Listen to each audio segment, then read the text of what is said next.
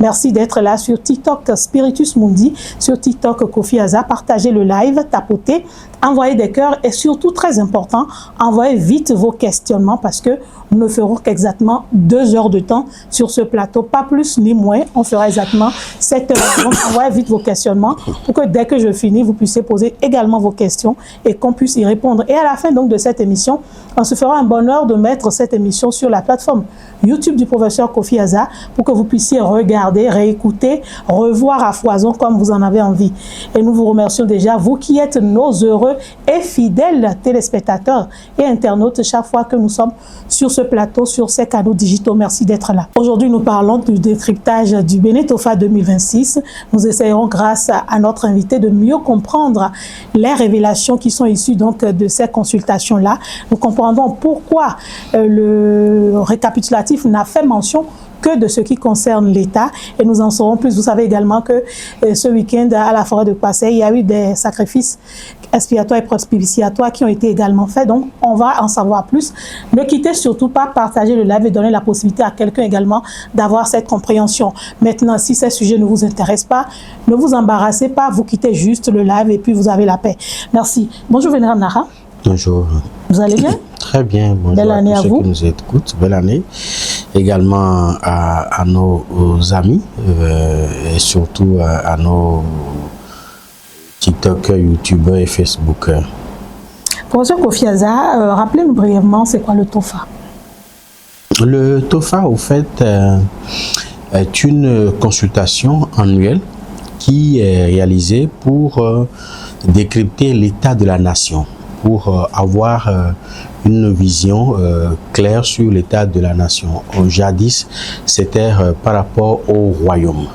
Aujourd'hui, depuis 2006, c'est pour la République.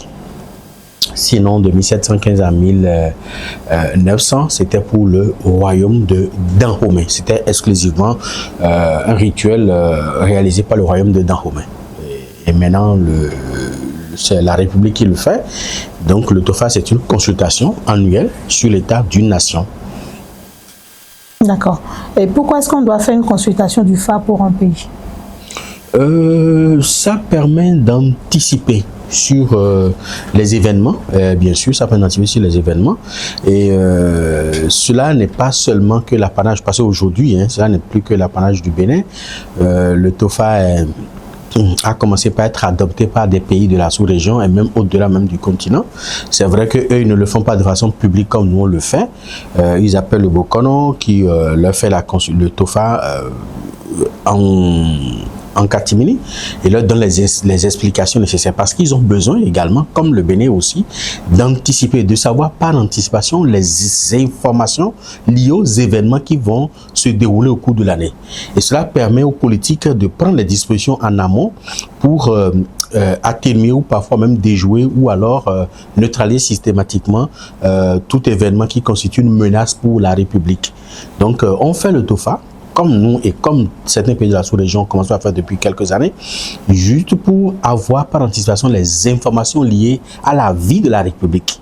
Et là, dans tous les domaines, que ce soit sur le plan sécuritaire, que ce soit sur le plan environnemental, que ce soit sur le plan économique, que ce soit sur le plan politique, que ce soit sur le plan sanitaire, cela permet d'avoir toutes les informations dont les outils d'appréciation, les éléments d'appréciation qu'il faut pour mieux gérer la nation et contenir également, éventuellement, des velléités qui est susceptible d'ébranler le pouvoir en place. Et pourquoi on ne le fait pas en catimini, nous aussi?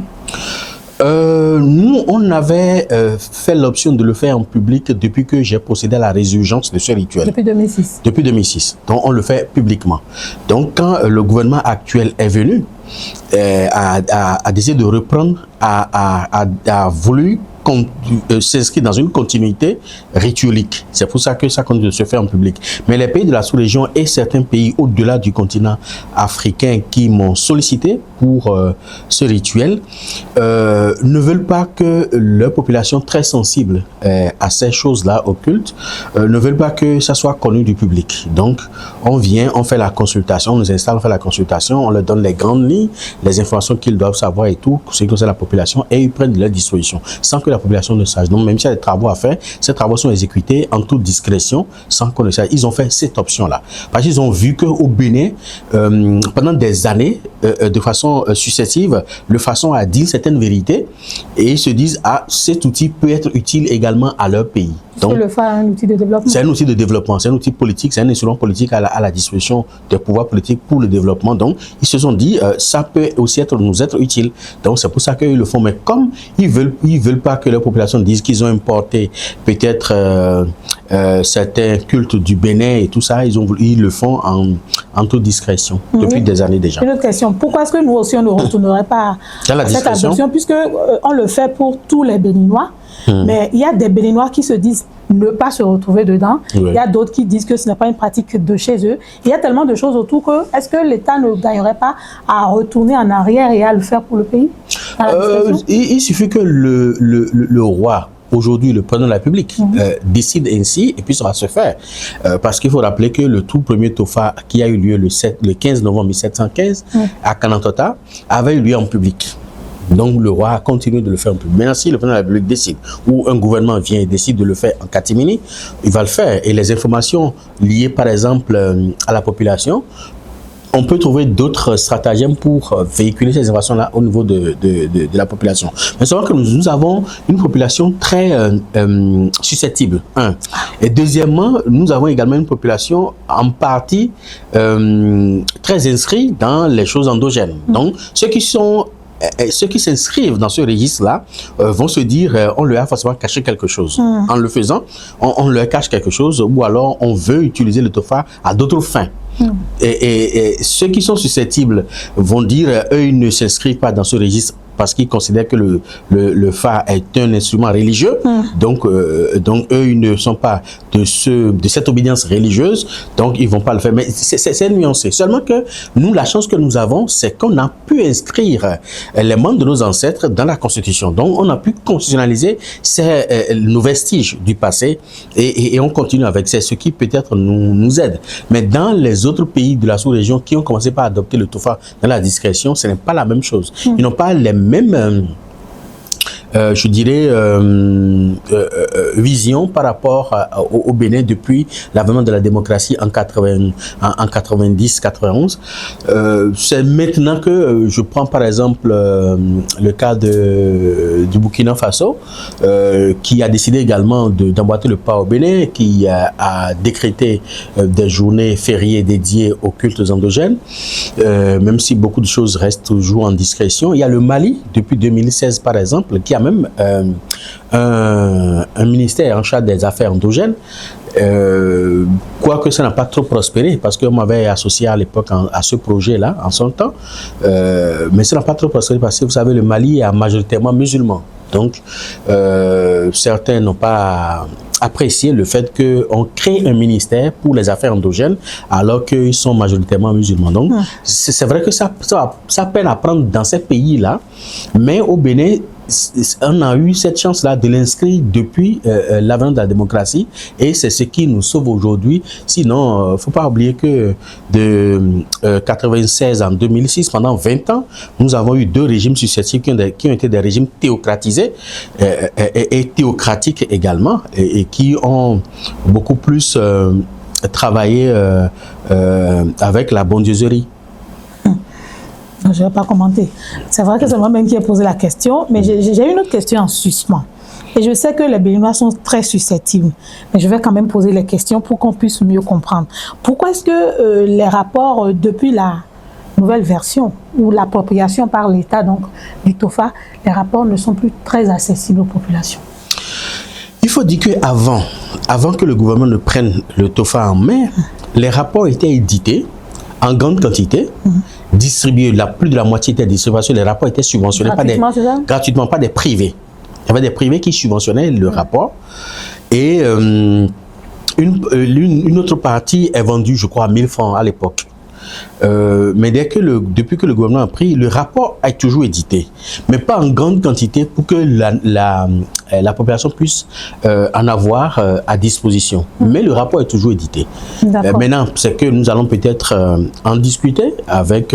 porter cette doléance nous allons nous emporter cette doléance au niveau du comité des rites qui va réfléchir pour voir quel mécanisme nous allons mettre en place pour que ce rapport-là soit édité en grande quantité et que ça soit accessible à la population. Non, vous n'avez pas un mécanisme. La solution est simple. Vous en éditez, c'est l'État, puisque vous nous représentez, vous en éditez suffisamment et puis vous mettez ça à notre disposition. Non, pas tout à fait. Il ne faut pas oublier que nous sommes dans un pays laïque et que l'État ne peut pas éditer un document religieux.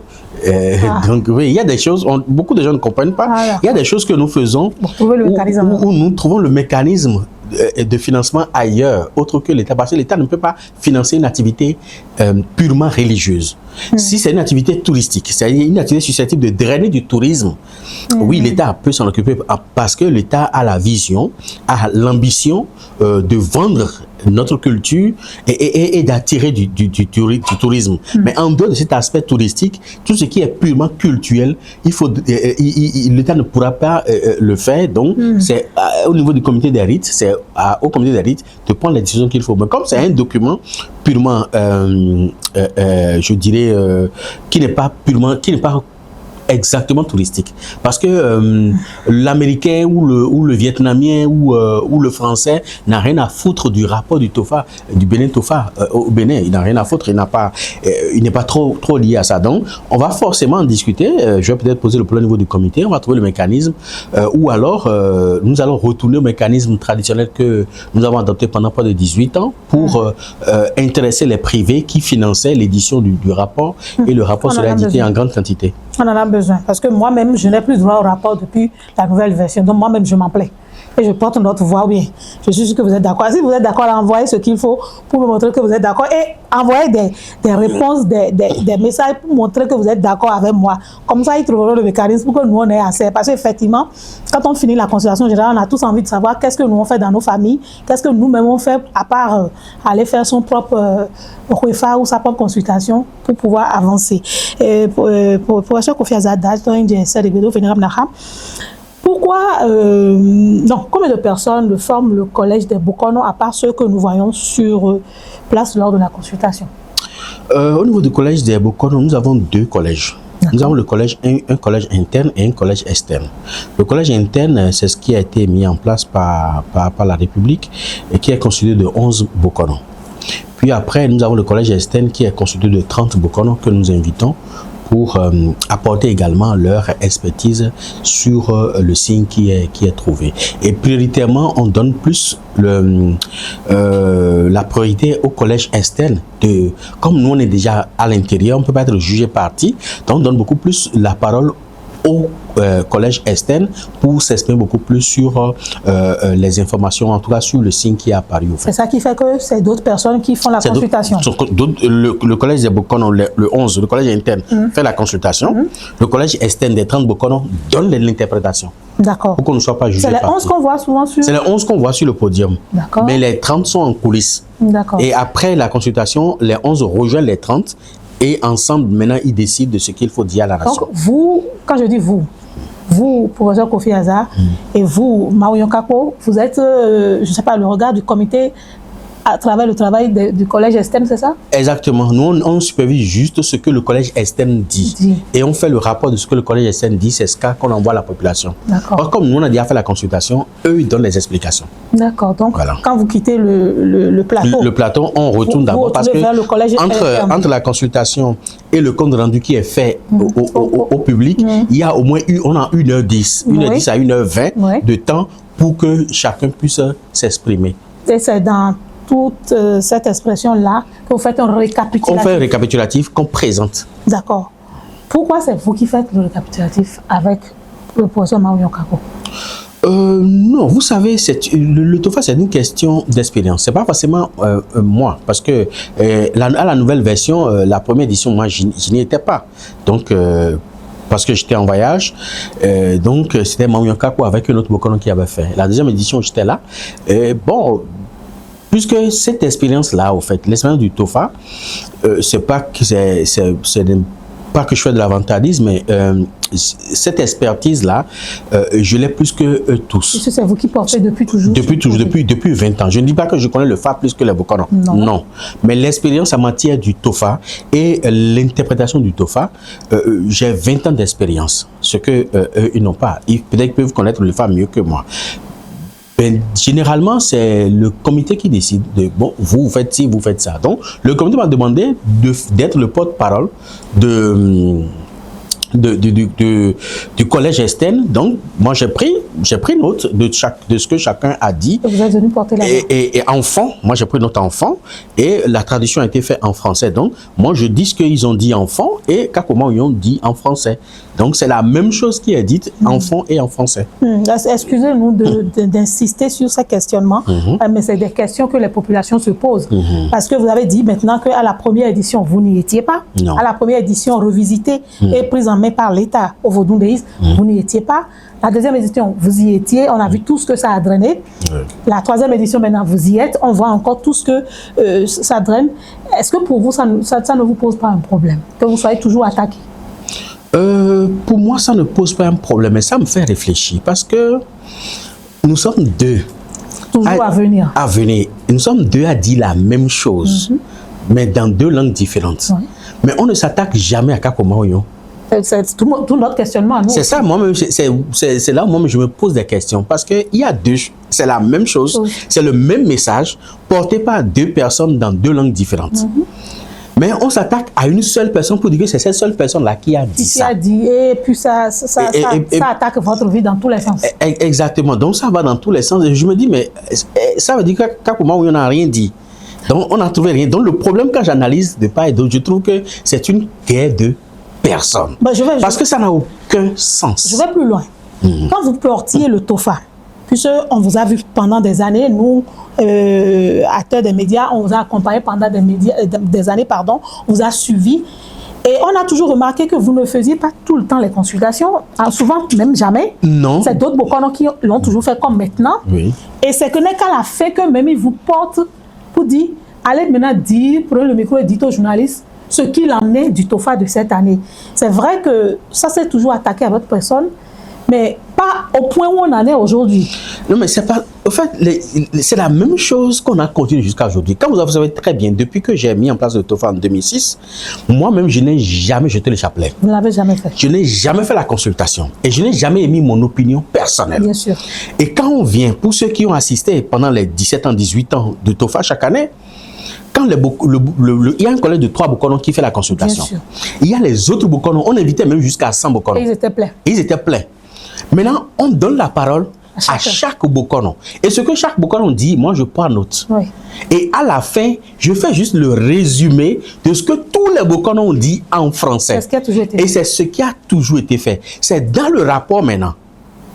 Et quand vous lisez les rapports, les 17 rapports précédents, la prise en main du gouvernement, dans les 17 rapports, vous allez voir que je mets dedans tout ce que les Bokono ont dit.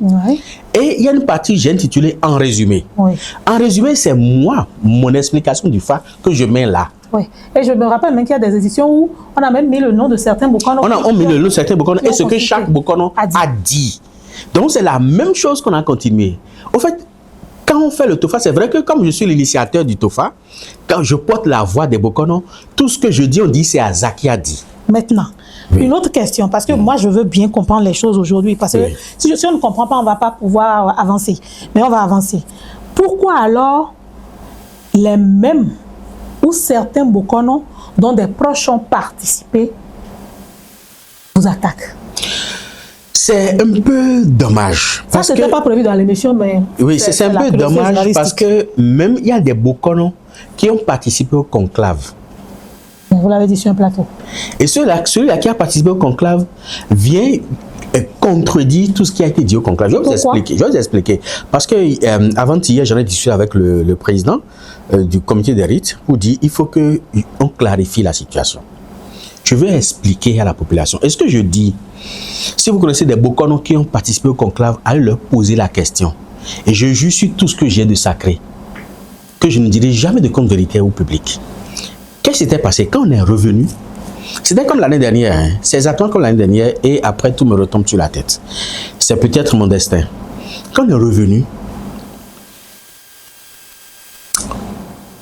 les 30 Bokor nous attendaient. Voilà le signe que nous avons trouvé. Qui sont les Bokor qui veulent prendre la parole? Et chaque Bokor a levé la main. Tous les 30. Pas tous les 30, mais la majorité. Chaque Bokor a levé la main.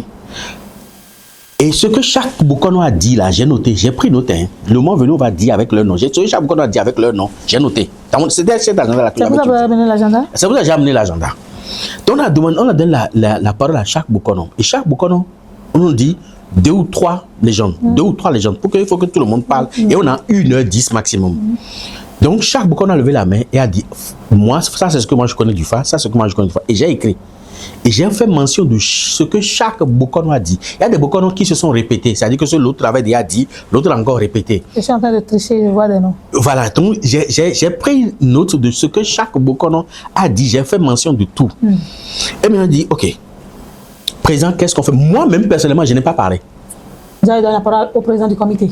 Moi-même, je n'ai pas parlé, j'ai donné la parole au président du comité. Moi-même, je n'ai pas posé un seul. Je n'ai pas placé un seul mot. Même le Fagwe en question qui fait polémique aujourd'hui, ça ne vient pas directement de Bokor ça. Ce n'est pas moi qui ai dit ça.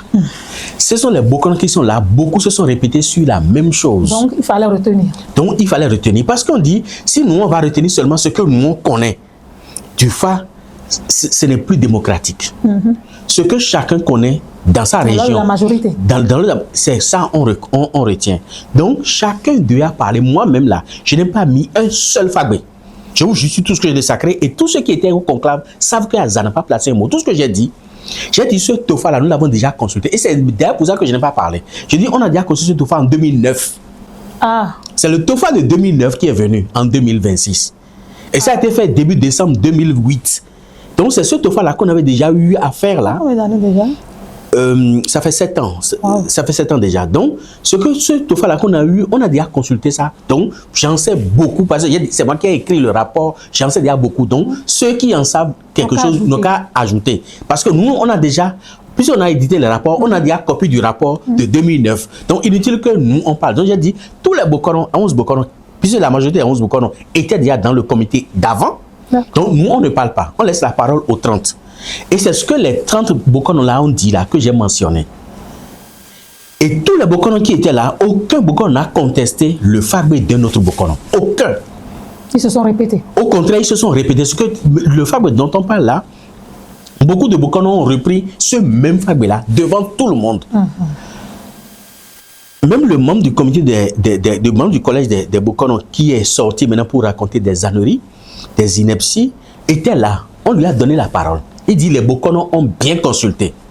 Ça veut dire qu'il accepte ce que tout le monde a dit. Ça veut dire qu'il accepte ce que tout le monde a dit. Et que lui n'a plus rien à ajouter. Oui. Tout ce que lui, il demande, c'est que les vaudous qui ont parlé sur les signes là, qu'on ressorte les vaudous. On a ressorti tous les vaudous. On dit, bon, est-ce que c'est bon pour tout le monde? Tout le monde a dit oui, c'est bon. Est-ce qu'on peut aller dire? Ils ont dit oui, c'est bon. Et moi, Kakouma Ouyon, nous sommes allés, moi j'ai fait le résumé en fond, Kakouma Ouyon a fait en français. Alors on dit c'est Azza qui a dit. Parce que si par exemple je suis contre un Fagwe par exemple et qu'un collègue de Bokor on a dit en conclave pour dire on retient ça, est-ce que moi je vais dire que non on ne va pas retenir? La discipline de groupe. La discipline de groupe m'impose de relayer ce qui a été dit. Et c'est ce que j'ai fait loyalement. Et maintenant on dit c'est Azza qui a dit. Tout ce qui a dit là, tout ce qui a été fait on dit c'est Azza. Donc quand j'ai analysé, j'ai dit mais il n'y a pas pire aveugle que celui qui ne veut pas voir. Parce que tout le monde sait qu'au conclave, je n'ai pas placé un mot. J'ai juste dit, c'est un TOFA de 2009. On a déjà vu ce signe-là une fois au cours du TOFA. C'est tout. Et je m'en suis arrêté là. Et tout ce que chacun a dit, j'ai tout noté. J'ai dit, bon, ok, on retient ça. Les Fagwe qui sont en liaison avec la population, on va attendre d'abord. Parce qu'on n'aura pas assez de temps pour tout développer. Donc, ce qui concerne les politiques, nous allons ressortir ça. On a retenu 8. Au départ, on avait retenu. Le président du comité a demandé qu'on retienne 4. Je dis 4, c'est peu. Ils diront qu'on a fait rétention d'informations, qu'on aille au moins jusqu'à 8. Et là, on peut dire le temps ne nous permet pas d'aller jusqu'au bout. Mais malgré ça, j'ai fait 3 minutes 38 secondes au lieu de 3 minutes pour pouvoir développer les 8, résumer les 8. Et presque même temps également pour Kakouma Ouyon aussi. Mais quand 2 individus répètent la même chose dans 2 langues différentes et on accuse un seul individu d'avoir mal parlé, mais on n'accuse pas le second, Et c'est ça, j'ai compris qu'il y a une guerre de personnes. C'est-à-dire qu'on en voulait déjà ma personne et on a profité à chaque fois quand on fait le truc là pour pouvoir cogner. C'est comme le TOFA de 2025 où j'ai décliné tout ce qui va se passer, mais en tenant toujours compte de ce que les Bokon ont dit. Et même également à ce conclave-là de 2025, je n'ai pas placé un mot. Mais j'ai juste donné l'interprétation idiomatique de la légende. Et cette interprétation idiomatique-là, ça, je la conçois, j'ai étudié ça là. Donc, on ne peut pas me dénier ça, mais pour avoir dit ça, ça a suscité encore des tollés, y compris les membres du collège qui avaient siégé au conclave pour la consultation. Mais au bout du rouleau, tout ce que j'avais dit, tout s'est révélé, jusqu'au coup d'État dont on avait parlé, tout s'est révélé exactement, mais aucun d'eux qui avait fustigé ça n'est revenu pour présenter leurs excuses. Aucun d'eux. Mais on m'a insulté pour rien. Au bout du rouleau, les événements se sont produits et aucun d'eux n'a parlé. Ils étaient où? Et maintenant, on attend toujours. C'est tout comme si on attend quand il va tout faire là, on va toujours trouver quelque chose pour pouvoir l'attaquer. Donc, on veut forcément trouver quelque chose. Donc, même si ce n'était pas ça, on va forcément trouver quelque chose pour m'attaquer. Et j'ai compris, et je vous dis, j'ai compris le jeu. C'est ma personne qui vous dérange. C'est mon étoile qui dérange. Mais malheureusement, on ne jette la pierre qu'aux fruits bien mûrs et bien roux. Puis je suis tellement roux et tellement mûr, vous êtes libre de jeter la pierre. Mais c'est votre travail. Votre travail, c'est de me jeter la pierre. Mais moi, mon travail, c'est d'apporter la vérité à la population et d'aller de l'avant. Donc, chacun joue son rôle, au fait. Questionnement. Est-ce que dans le collège des 41 Bokon, oui, il y a un code de bonne conduite, un règlement qui vous unit? Forcément, oui. Parce qu'un Bokon est déjà assermenté. Oui, même Bokon est déjà assermenté. Mais forcément, oui. Mais seulement que vous savez, on a toujours des brebis galeuses dans tout, au fait. D'accord. Et quand on réunit un monde, il y a un peu de tout dedans. Et comme on le dit en fond, donc c'est à Mansen ou là qui allait raconter des conneries. Mais là, une autre préoccupation. Est-ce que quand vous finissez le TOFA, chaque Bokono est libre d'interagir avec la communauté, la population et d'en expliquer le fond?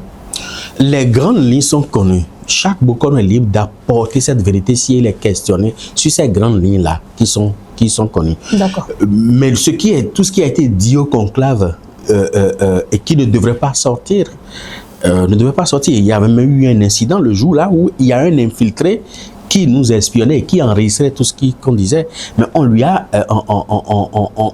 arraché le téléphone et on l'a conduit aux forces de l'ordre.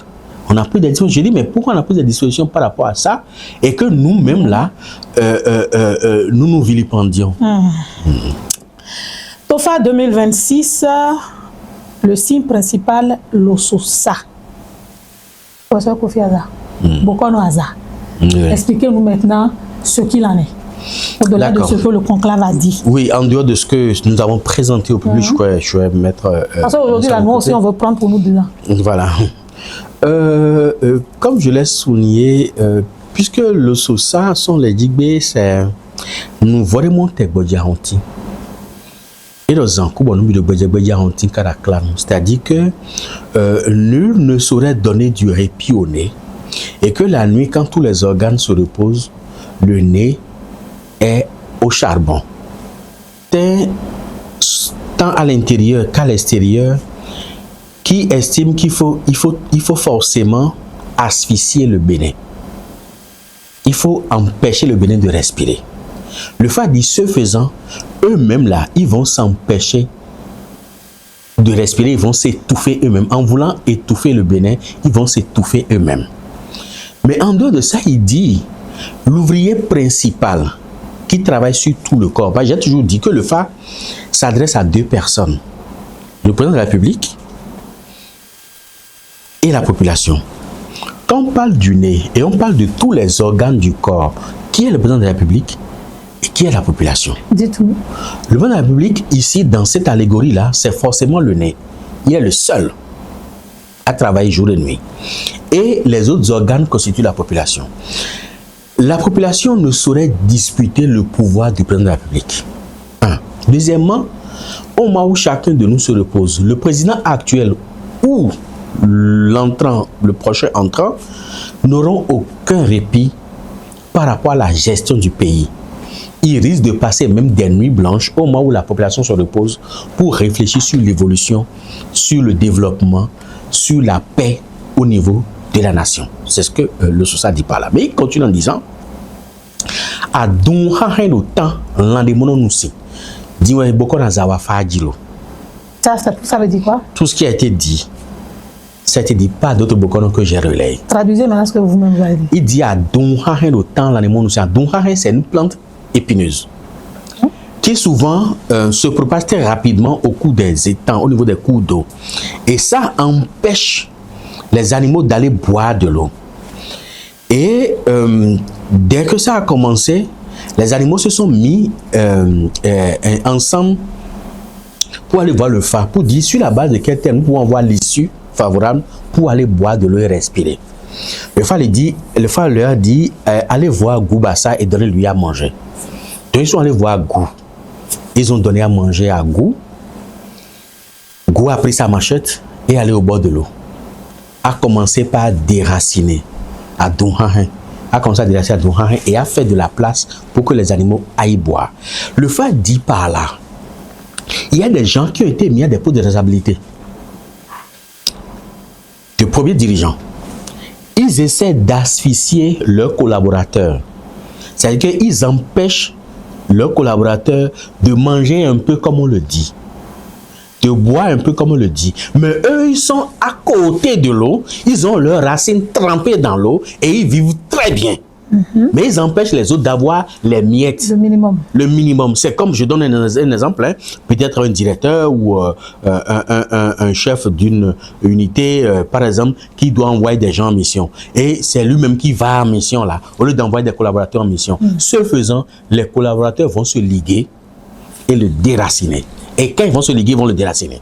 C'est pour ça que nous disons par moralité d'éviter d'asphyxier les collaborateurs. Cette année-là, il faut donner libre cours, pas liberté totale, parce qu'il faut une déontologie.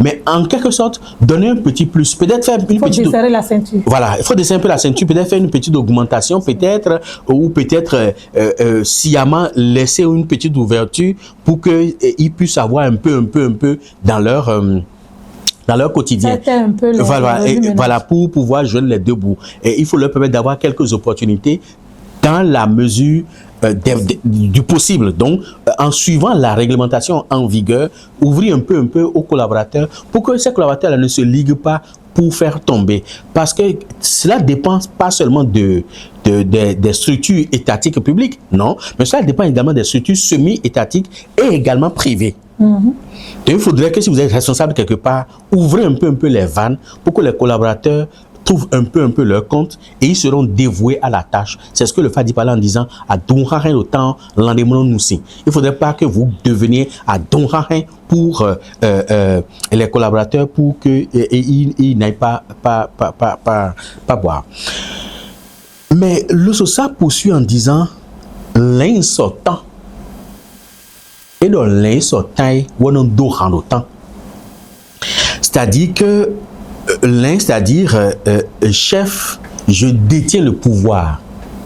C'est celui qui détient le pouvoir qui entonne la chanson. C'est en un mot, celui qui détient le pouvoir qui donne la direction. Le phare dit par là que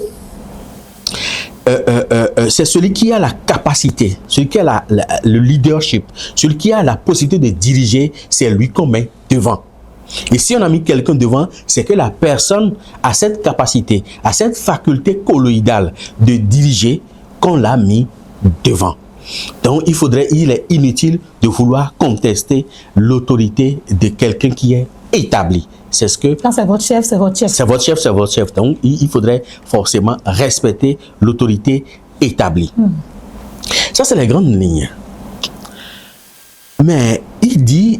Sosasi monoyon wole haonti. Il dit sosasi monoyon wole haonti. C'est-à-dire inspiration et respiration, ce n'est pas facile de tirer ça avec le nez. Il va inspirer, il va respirer. C'est son job. C'est son rôle. Certains vont vouloir remettre en cause l'autorité qui est établie ou qui sera établie. Cette allégorie rejoint directement l'allégorie qui fait polémique, tous ceux qui vont vouloir remettre en cause l'autorité qui sera établie ou qui est établie aura forcément de comptes à rendre. Donc, le FA dit c'est inutile de le faire. On va s'en arrêter là et revenir sur les grands détails. Quand on vient au niveau de la société, le SOSA exprime des inquiétudes au niveau social. Dites-nous. La première inquiétude, c'est des questions de noyade,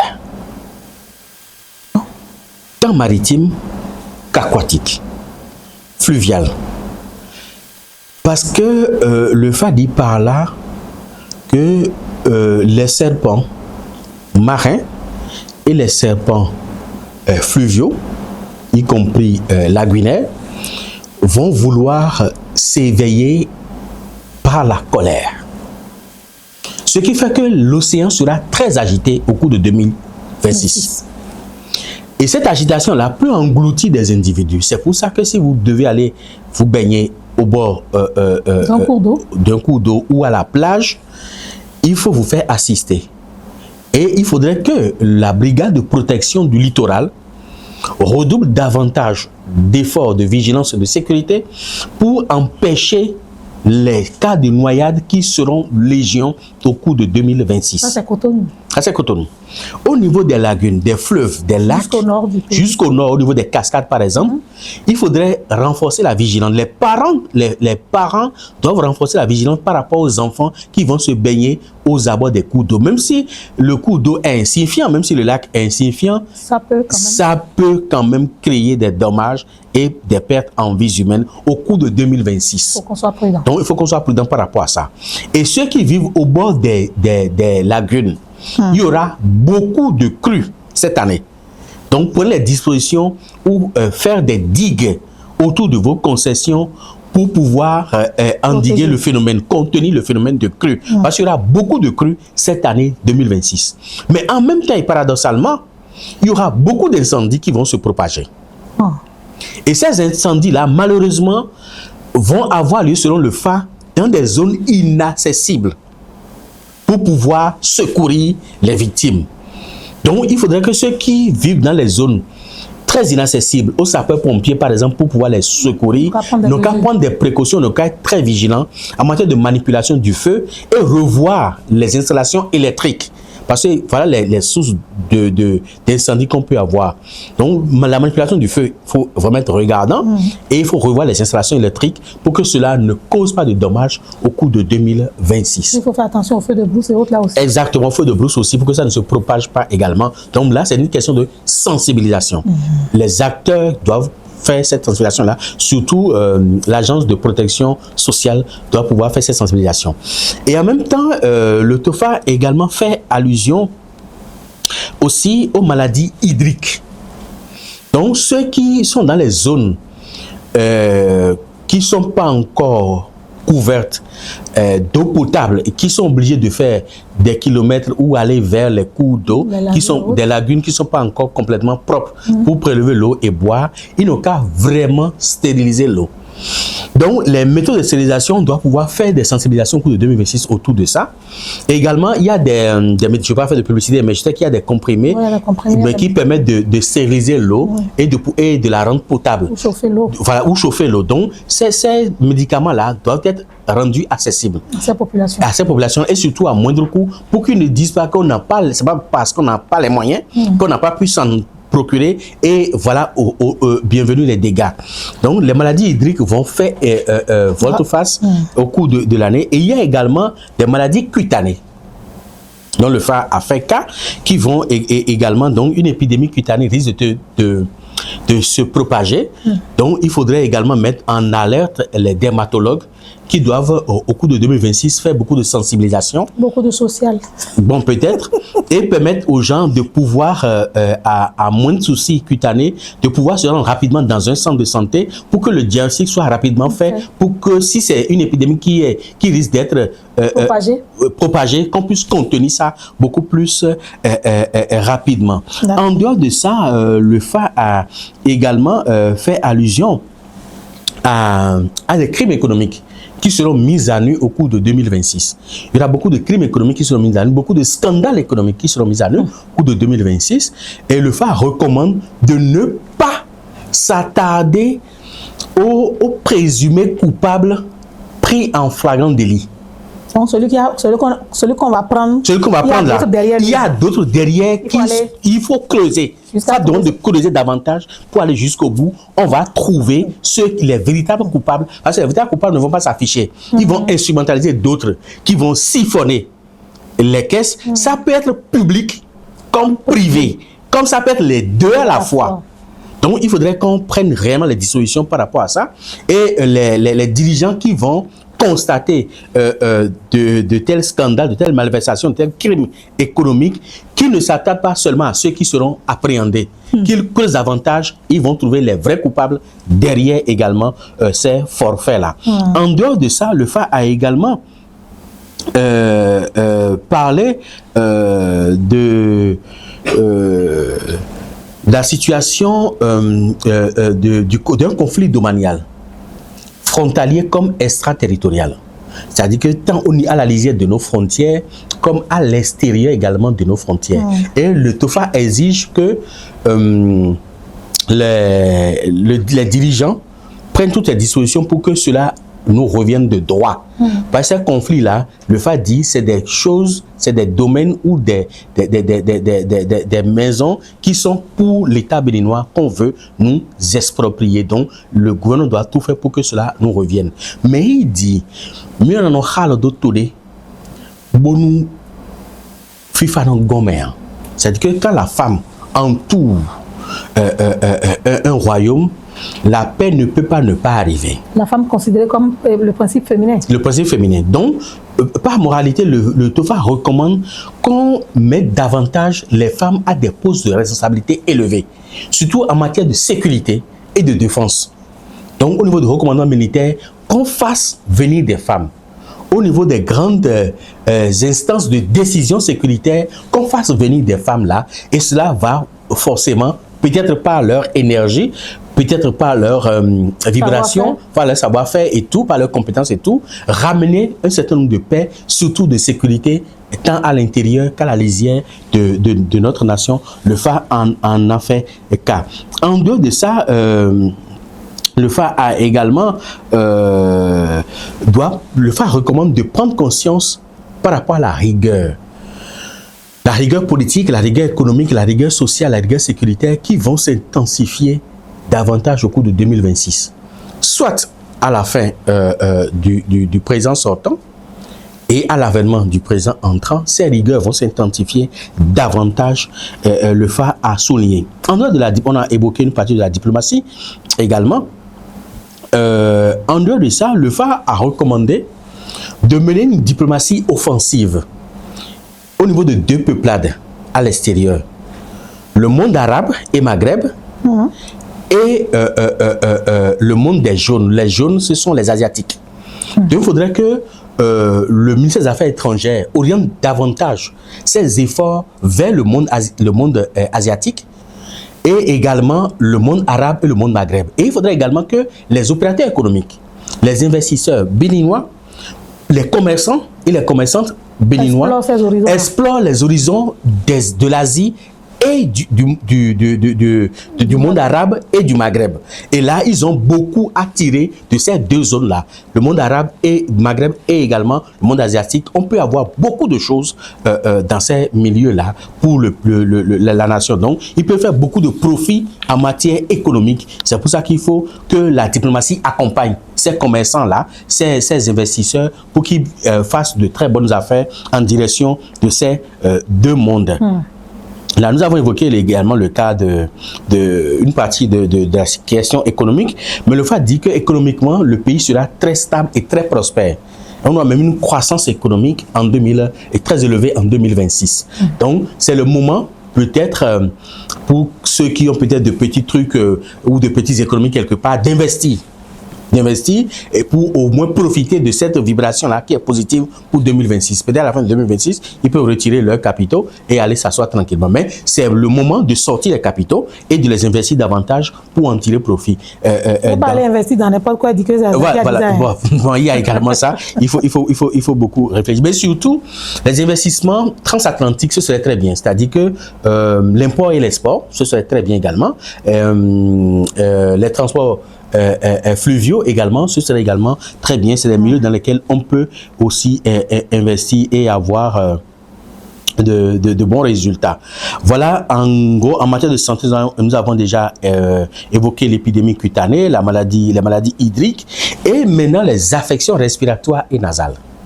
Encore Les affections respiratoires et nasales vont prendre des proportions inquiétantes au cours de 2026. Et il faudrait davantage que les médecins qui s'occupent de ces pathologies-là, surtout au niveau des affections nasales et respiratoires, puissent sensibiliser davantage sur éventuellement les sources, les causes profondes de ces affections-là. Et également, il faudrait que les centrales d'achat que nous avons puissent anticiper avec quelques commandes de médicaments essentiels qui sont liés au traitement des infections hydriques, par exemple, au niveau des infections nasales et respiratoires, qu'on anticipe sur de petites commandes de souveraineté, pour ne pas être surpris, pour que qu'il y ait rupture ou qu'il y ait pénurie de ces médicaments-là au niveau des officines qui sont installées un peu partout dans le pays. Donc voilà à peu près ce que la population doit retenir, c'est ce qui est important pour nous, parce qu'aujourd'hui, voilà, pour les familles, on est venu beaucoup plus pour la population. Voilà ce que je pourrais dire. Mais il faut ajouter ceci, parce qu'il dit à Siba Logba Nomo Wajinanku.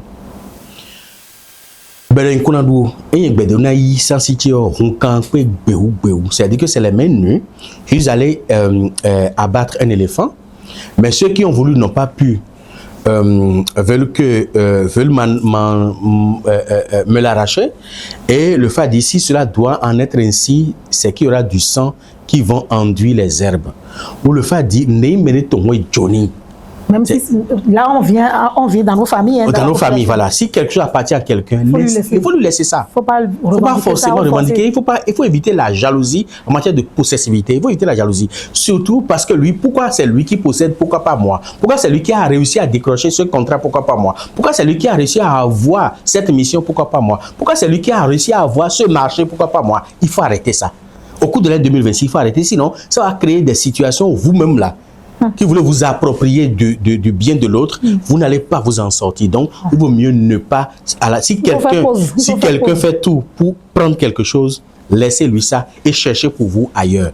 Voilà ce que je pourrais dire. Même dans nos familles, si par exemple, on doit choisir un chef de famille et que finalement, c'est Zinsou qui est choisi, pourquoi que Sabo dise pourquoi c'est Zinsou, pourquoi pas moi? Il faut éviter de tirer ces genres de choses. C'est vraiment inutile et ça va vous apporter encore des ennuis. Maintenant, vous avez parlé de beaucoup de choses. La divinité, en matière de divinité, la divinité principale sur l'Ososa, c'est d'abord le Lissa. C'est pour ça que l'énergie de Dame Nature. L'énergie de Dame Nature. Et c'est cette énergie-là qui gouverne le tourisme. Donc ça veut dire que le tourisme va beaucoup plus s'intensifier au cours de 2026. C'est cette énergie qui gouverne le tourisme. Après Sebolissa, nous avons Minona, qui est l'énergie féminine. Donc il faudrait mettre, je dirais, mettre en exergue, mettre en lumière, mettre en valeur la femme au cours de 2026. Et après Minona, nous avons Rebioso. Et ça, c'est l'énergie de justice. C'est pour ça que l'appareil judiciaire, le pouvoir judiciaire, il faudra peut-être leur donner davantage de moyens, peut-être moyens matériels, moyens financiers, et même les ressources humaines de qualité. Parce que la justice sera très ébranlée au cours de 2026. La justice sera vraiment ébranlée, et même inquiétée au cours de 2026. Parce qu'il y aura des situations qui vont même déborder, qui vont les dépasser, et beaucoup de non-lieux seront prononcés malheureusement, et également, je dirais pas démission, mais beaucoup d'incapacités seront prononcées parce que la juge dira qu'il est incapable de se prononcer suicide, il est incapable de se prononcer. On aura vraiment beaucoup ça, mais c'est parce qu'ils sont débordés. Et pour ne pas trop s'attarder sur certains dossiers, ils vont les liquider. Et il faudrait que le ministère de la Justice ou le ministre de la Justice prenne le taureau par les cornes et renforce davantage en matière de ressources humaines de qualité l'appareil judiciaire et mettre également davantage de moyens au niveau des magistrats, au niveau de nos tribunaux pour que véritablement qu'ils aient vraiment le souffle nécessaire et qu'ils aient vraiment le temps nécessaire de diriger correctement les dossiers avec beaucoup plus de sérénité. Après ça, maintenant, nous avons en extra, bien sûr, d'Angleterre, donc les serpents qui sont isolés, les serpents qui sont isolés, qui sont soit aux abords des cours d'eau, qui sont au niveau des arbres, au niveau au bord des voies, des grandes voies, dans les forêts, il faudra les contenter davantage. Après ça, toujours en extra, nous avons Gou, qui est en contribution, qui est une entité de contribution pour 2026, qui va nous permettre d'avoir accès à des ressources. Et là, par rapport à ça, il y a de nouvelles ressources qui seront découvertes. Comme de nouvelles ressources seront structurées et prêtes à exploiter. C'est-à-dire que nous allons découvrir de nouvelles ressources qui vont amener beaucoup de moyens au cours de 2026. Il y en a qui ont été déjà découvertes, mais au cours de 2026, ils seront mis en exploitation. Donc, il y aura beaucoup de mise en exploitation de nouvelles ressources qui vont ramener de l'argent, surtout des devises, dans les caisses de l'État. Donc, le goût nous permettra d'avoir accès facile à ces ressources-là et à ces découvertes de ressources-là également. Et pour finir, nous avons Sapata qui est toujours en contribution, qui pourra nous permettre d'endiguer, de contenir les épidémies qui vont se propager, qui risquent de se propager en 2026. Voilà les grandes divinités. D'Angleterre, Gou, Sapata. Voilà. D'accord. Bon. Oui. 10 heures. Dans 1 minute. Bon. Je vous aime beaucoup, mais il est l'heure 29. Je suis désolée pour nous. On va peut-être se revoir sur d'autres canaux digitaux. Merci à tous ceux qui ont été très courtois. Vous savez, on est en démocratie, on est dans un espace libre, TikTok, YouTube ou Facebook. Chacun a le droit de mettre son opinion, mais quand vous venez sur la page de quelqu'un et mettez des opinions, posez des questions à la personne sans l'insulter, sans l'offenser. Parce que même si la personne ne dit rien, elle a pochi menoumi. Respecter les lois de la vie aussi là, c'est respecter son prochain. Et ne pas insulter, je crois, fait partie des lois qui sont dans toutes les religions. Ne pas insulter son prochain sans raison. En tout cas, nous, on vous remercie d'avoir été en votre compagnie. Nous avons essayé de faire le décryptage du TOFA 2026, professeur. Un message, une recommandation? Non, moi, je vais juste demander à la population de garder leur sérénité. De garder leur sérénité parce que vous êtes serein? Oui, je suis très serein. Vous savez, dans la vie, chacun joue son rôle. Voilà.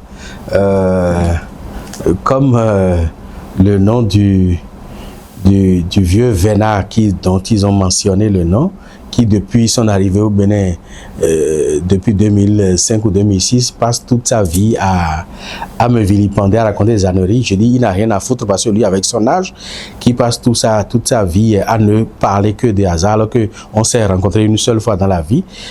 Et il parle tout comme s'il me connaît mieux que moi-même. Il vit comme si... Ils ont vraiment le temps, au fait. Donc, quand les gens...